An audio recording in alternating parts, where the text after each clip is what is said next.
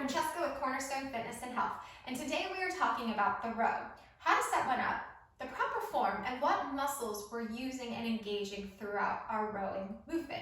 Whether we're looking at a bent over row, a seated cable row, an incline row, a lat pull down, or even a pull-up, the same primary body mechanics are the same. Our setup is essentially the same. And let's face it, a row, which is a pulling motion, is a functional movement. How often do we go around pulling with this motion? All day, throughout the day. We open doors, we open cabinets, even when we reach to pick something up, we're using a pulling motion.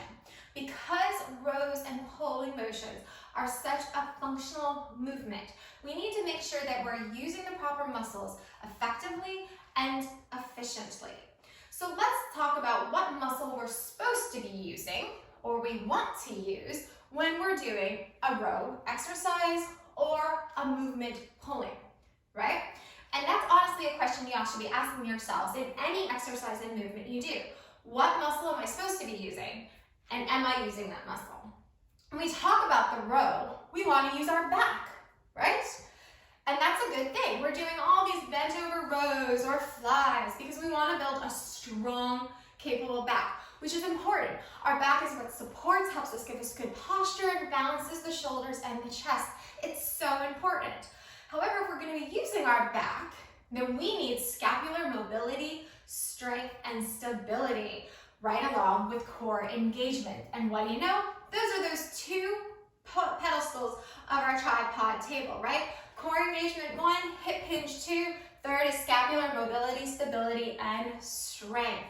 And if we're using our back, we need core engagement and scapular stability, mobility, and strength. So let's take a look at how we generally do a rowing motion. Better yet, let's do a pulling motion. So generally, if we're going to open up a door, what do? We reach out, we grab, and we pull, right? We're doing one of these motions. Look about right. Am I using my back here? No, right? What am I using?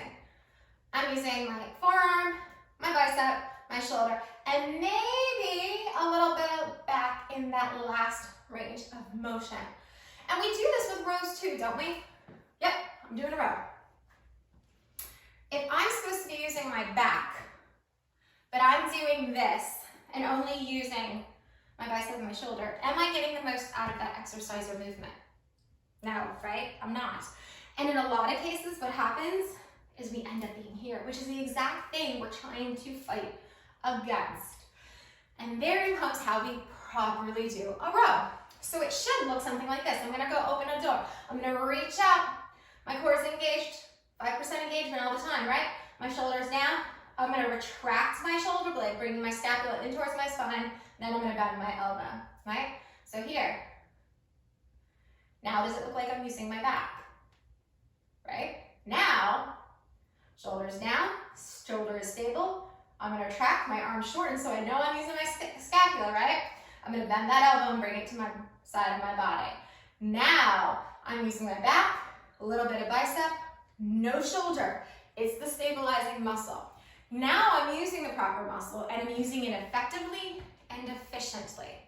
So now that we know we need to get that scapula involved if we're going to be doing any type of row or pulling motion, I want to go over 3 popular exercises with you. I go over a lot more in my post, but I want to go through 3 and how to set them up. The great thing is core engagement, scapular depression, and scapular retraction are the 2 movements in any pulling motion that you're going to do. 1 and 2, always.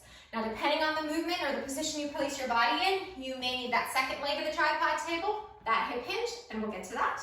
But you will always have 1 core engagement, 2 scapular depression, 3 scapular retraction, and then whatever arm movement facilitates the exercise.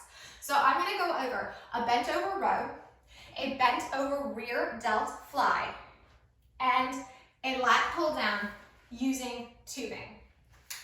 So let's set this up. We're going to do that bent over row first. Right, so you'll hinge, you'll bend your knees, you'll pick up your dumbbells. I'll do this in multiple planes, or multiple positions so you can see. So I'm going to hold my dumbbells, my shoulders are down, my core is engaged. I'm going to go ahead and hinge my hips. All right, I've got that glute hamstring connection. I'm now in a really stable position. I'm gonna once again, check in with that core. I'm gonna draw those shoulders down. I'm gonna retract that scapula. I'm gonna squeeze my shoulder blades together. I'm gonna notice that, yep, my arms did move. Good. Then I'll bend my elbows, bringing my arms right up along my side, and I'll lower with control, and then I'll reset.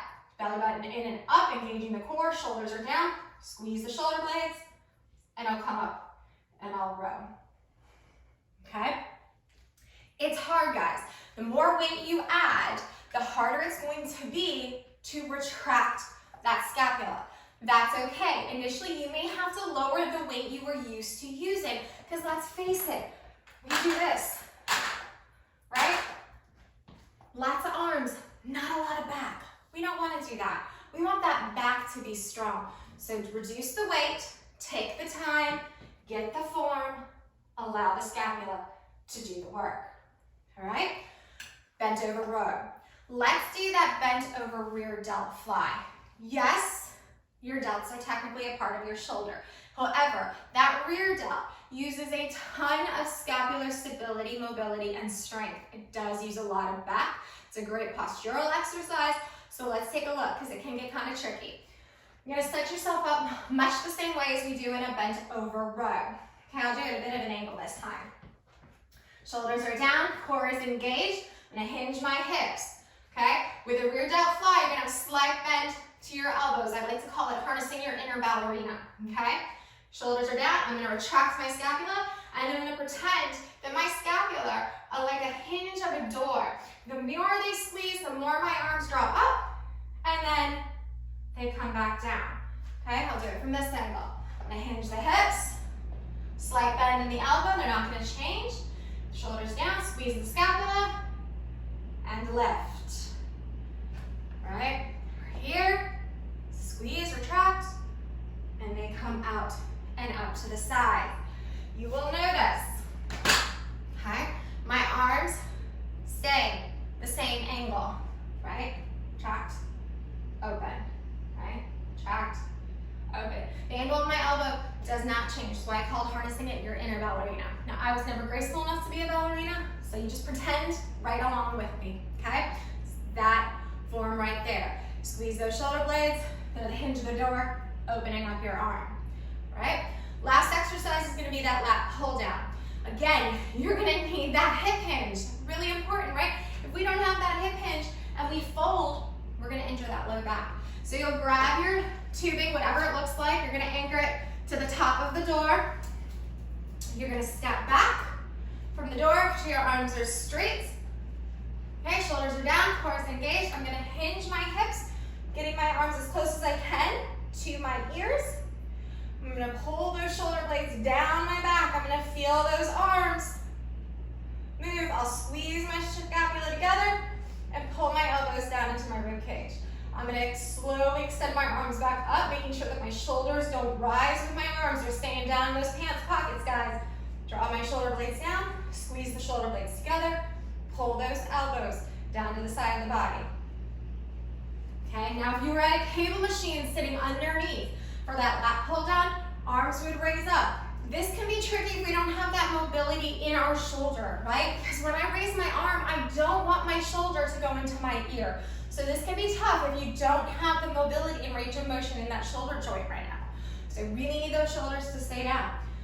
You'll sit, you'll reach your arms up, keeping the shoulders down, grab a hold of the bar, core is engaged.